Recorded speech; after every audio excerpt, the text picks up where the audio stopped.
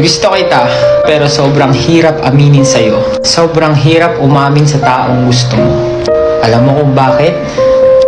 Kasi natatakot ako na baka sa pag-amin ko ay may iba ka na palang gusto. Pero teka, may iba ka nga palang gusto. Kaya ako, ililihim ko na lang tong nararamdaman ko sa'yo. Mamahalin na lang kita ng malayo. Alam ko naman na kahit umamin ako ay wala na akong pag-asa. Wala nang pag-asang magustuhan mo pa. Dahil meron na siya. Meron na siyang nagpapasaya sa'yo ngayon. Pero ito ang tandaan mo. Once nalokohin ka ng taong yan ngayon, mahal, andito ako. Handa akong maghintay para sa'yo. Dahil yung mga hindi niya naibigay, tutumbasan ko. Tutumbasan ko lahat ng mga pagkukulang niya. Kasi mahal,